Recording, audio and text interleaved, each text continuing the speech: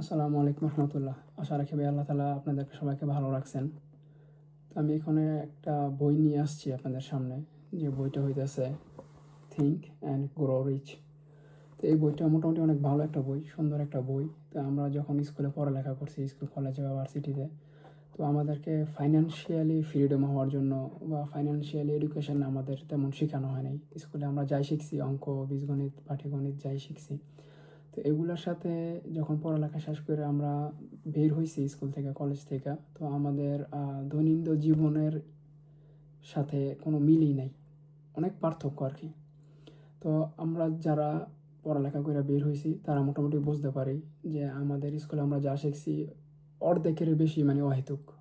যা শিখছি অর্ধেকের বেশি অহেতুক, অর্ধেকের কিছু কম যেটা আমাদের দৈনন্দিন জীবনে কাজে লাগে আর কি, কাজে লাগছে।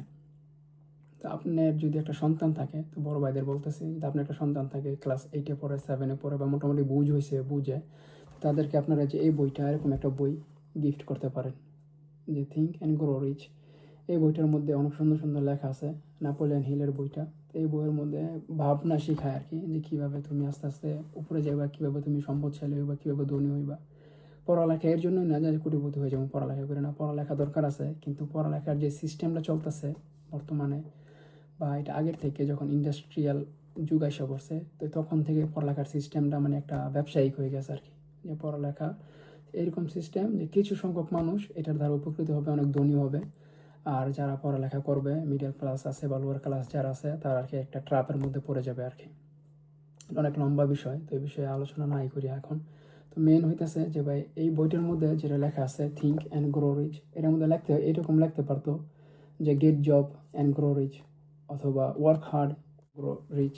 তো এরকম কিছু লেখা নাই। তো এটা হচ্ছে থিঙ্ক মানে ভাবো, এরকম বলে না যে হার্ড কাজ করো, অনেক কঠিন কাজ করো, অনেক কঠিনভাবে পরিশ্রম করো, অনেক ধনী হইবা বা অনেক কিছু হইবা, না, এটা ভাবতে বলছে আর কি এই বইটার মধ্যে। তো এই সব বই পড়ার ধারা তা আমাদের কিছু আউট নলেজ দরকার আছে, যারা আমরা স্কুল কলেজে পড়ালেখা করি, ইউনিভার্সিটিতে পড়ালেখা করছি, অথবা যারা মাদ্রাসায় পড়ালেখা করছি, বা আপনারা এটাও পড়তে পারেন। এরকম কিছু বই বাংলা যদি ভার্সন পান, এটা পড়ে নিতে পারেন। তো এই বইয়ের দ্বারা অনেক উপকৃত হয়, যে আমাদের কিছু আউট নলেজ হয়, যেটা আমাদের স্কুল কলেজ থেকে আমরা পাই না। তো এই বইটা যদি আপনারা পড়েন, তো এটার মধ্যে অনেক আউটপুট পাইবেন, যেটা যখন পড়ালেখা শেষ হয়ে আমরা স্কুল থেকে বের হইব, কলেজ থেকে বের হই, তখন আমাদের দুনিয়ার যে জীবন, এই জীবনের সাথে অনেকটা মিল খায় আর কি, অনেকটা মিল হয়ে যায়।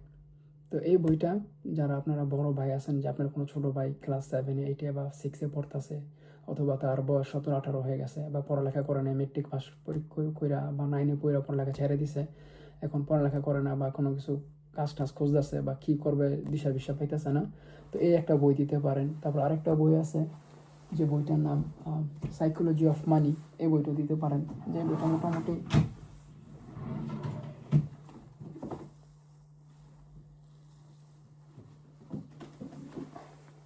আরেকটা বই সাইকোলজি অফ মানি, এই বইটাও দিতে পারেন। এই বইটা অনেক সুন্দর একটা বই। তো এটার মধ্যে আর কি মানি ম্যানেজমেন্ট, এবং অনেকে দেখা যায় যে কিছু পয়সা হইলেই তারা আর চিনা যায় না। টাসানা অনেক সময় দেখা যায় কিছু পয়সা হইলে তারা চিনা যায় না, মানুষগুলো মনে করে না। তো এটা আপনাকে মানুষকে ব্যবহার শেখায়, যে মানুষের ব্যবহার কিরকম হওয়া উচিত যদি অনেক পয়সা হয়ে যায়। এটা একটা ব্রেইনের মতো দেখা যায়, কিন্তু ব্রেইনটা বানাইছে মানে ডলার দিয়া, দেখা যায় ডলার দিয়া এটা বানাইছে। তো মানে এটা অনেক সুন্দর একটা বই। আর যারা প্রকৃতপক্ষে বংশীয়গতভাবে ধনী, তারা মানুষকে মানুষই মনে করে, তাদের ব্যবহারও ভালো।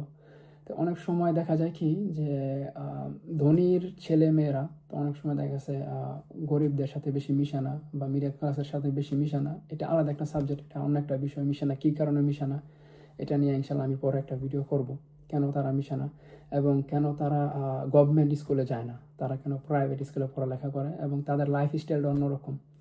তো আমাদের যারা ভাইয়েরা আছেন, যারা নর্মালের মধ্যে, মধ্যবিত্ত ফ্যামিলির মধ্যে আছেন, তো তারা স্কুলের পড়ালেখার পাশাপাশি, যেগুলো ট্রেডিশনাল স্কুল আমাদের যে এডুকেশন চলতেছে ওই সিস্টেমের পাশাপাশি এই বইগুলো পড়তে পারেন। এই যে থিঙ্ক অ্যান্ড গ্রো রিচ এই বইটা, অথবা সাইকোলজি অফ মানি এই আরেকটা বই। আর অসংখ্য বই আছে যেগুলো আমি অনেক আগেই পড়ছি, বা এখনও মাঝে মাঝে অন্য কিছু বই পড়ি।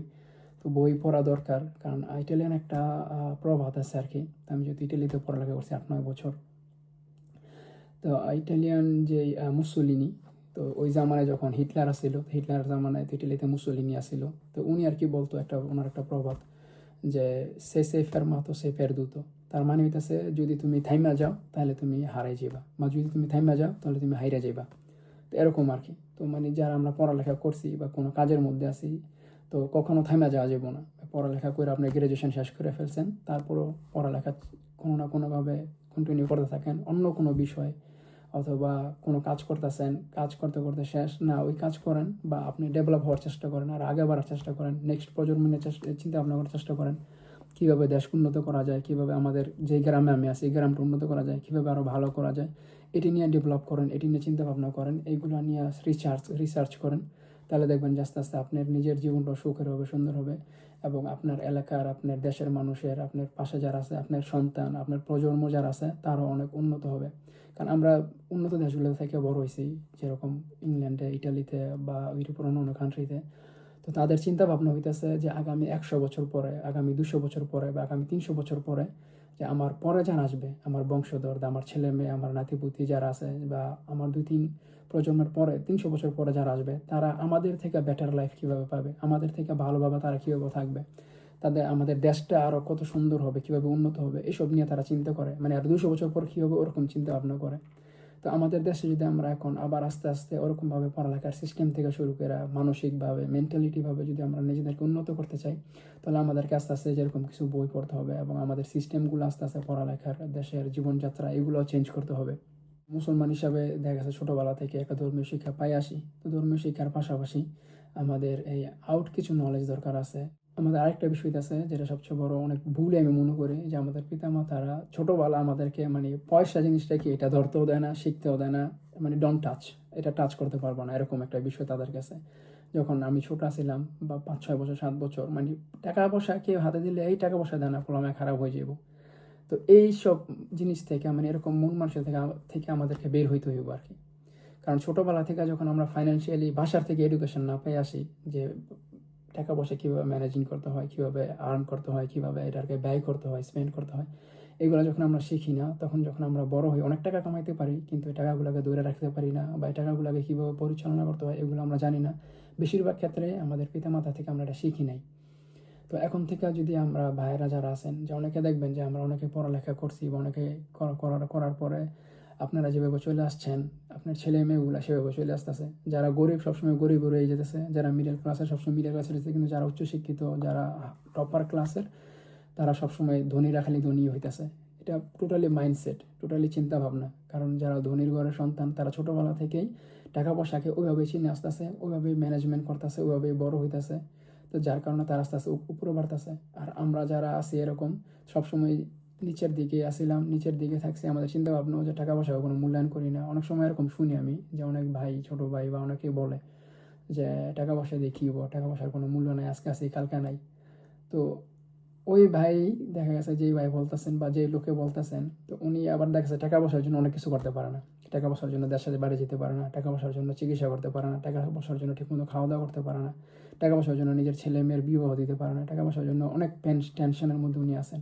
তারপর উনি বলেন যে টাকা পয়সা হাতের ময়লা, টাকা পয়সা আজকে আছে কালকে নাই। তো এইগুলো হইতেছে দেখা গেছে আমাদের মন মানসিকতার কারণে আমরা কথাগুলো বলি, কিন্তু টাকার যে একটা গুরুত্ব বা সম্পদের যে একটা গুরুত্ব, এটা আমাদের বুঝে আসে না।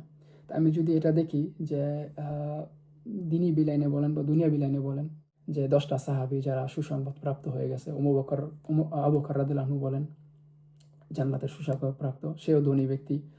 উমর রাদিয়াল্লাহু আনহু, সেও ধনী। ওসমান রাদিয়াল্লাহু আনহু, সেও ধনী। আব্দুল্লাহ ইবনে আওফ রাদিয়াল্লাহু আনহু, সেও ধনী। আলী রাদিয়াল্লাহু আনহু, সেও ধনী। মানে সাহাবীদের মধ্যে 10 জন যারা আছে, তারা কিন্তু 9 জনই ধনী। মানে ধরতে গেলে 10 জনই ধনীর কাতারে পড়ে। কেউ মানসিকভাবে ধনী, কেউ আর্থিকভাবে ধনী, কিন্তু বেশিরভাগই আর্থিক এবং মানসিকভাবে তারা ধনী আছিল। এখন আমাদের দুনিয়াতে মানে এখন আমাদের মাদ্রাসার মধ্যে যেভাবে শিখাইতেছে, আমার অনেক ভাই ব্রাদার আছে যারা মাওলানা হয়েছে, আলেম হয়েছে, অনেক বন্ধু বান্ধব আছে আলেম আছে, অনেক বড় ভাই আছে মুফতি হয়েছে।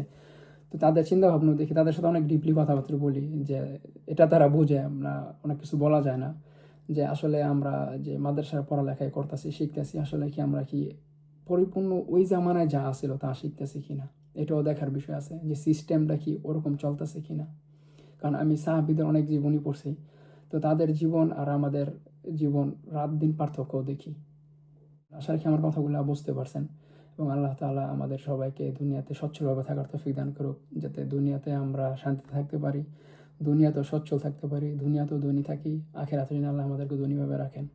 সবাই সবার জন্য দোয়া করবেন। আসসালামু আলাইকুম রহমতুল্লাহ।